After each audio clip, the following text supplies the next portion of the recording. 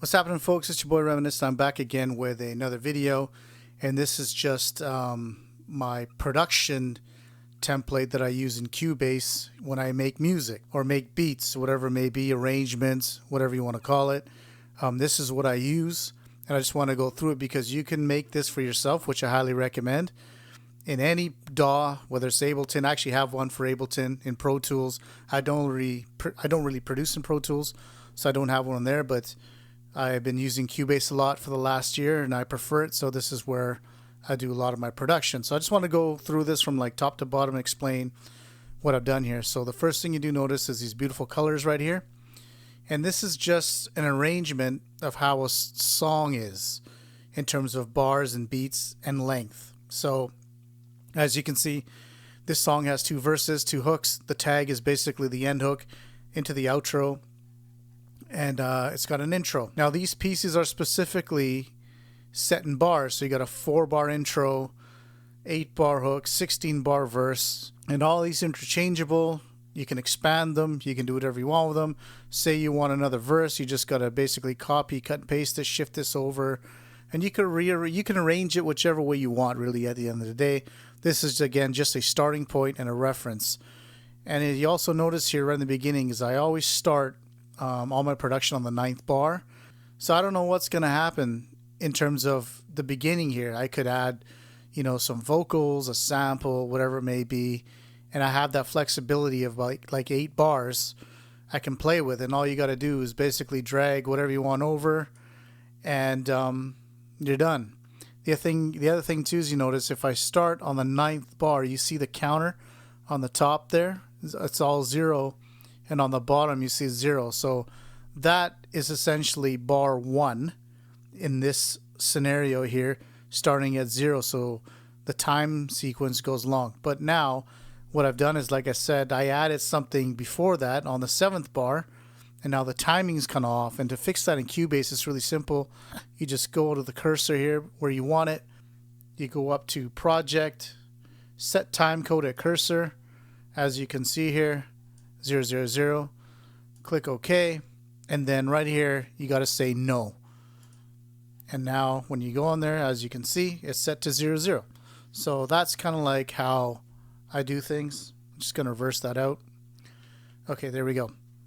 Now on the left hand side you see a bunch of things that I use when I produce music. That's already there in the template, so I can just go in and kind of get started. I got drums here, I'll show you that in a second. Piano, chords. These are just sample stereo tracks, so I could have a loop, I don't know, whatever, vocals, whatever it may be. And sometimes what I like to do is if I'm producing a song or making a beat and I've got some sort of hook or an idea in my head, I got basically vocals in here ready to go. So it's just a matter of enabling them, hit record, set the mic, and I'm good to go, and I have it in here. So it's handy to have. But in here, as you can see, let's start with the drums actually. So the drums are really cool in this new version of Cubase. If I come in here and create something, and if you go into Drum Machine, this is basically a sequencer now, or like it's set up like an MPC. I've got an Ikai MPK Mini, so what I can do is I can go to this one here and drop in, I don't know, a kick.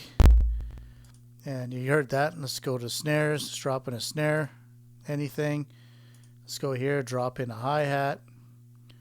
Sure. And now on my sequencer, when I actually enable that, I got all the sounds. So, which is kind of nice.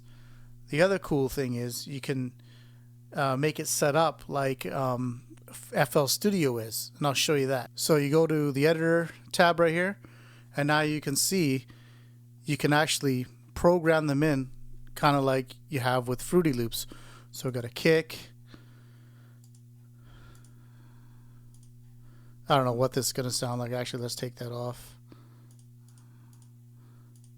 And then that's my hats. Again, this is just straight whatever, but you get the idea. So if I hit play on this, right, you get the idea. So it's nice to have. I started using this way of getting my drums in, and then I can later export them as separate files or whatever, do what you want to do. Right here, I got a piano. I like using the piano to kind of figure out melodies and chords. And like the key of the song. What am I using here? Xenology. Great synth, by the way. So this is just a basic piano, as you can hear. For chords, I think it's Xenology. Yeah, it's Xenology again. These are like my favorite chords. Use this a lot for West Coast music. So you can see these, or so you can hear these chords.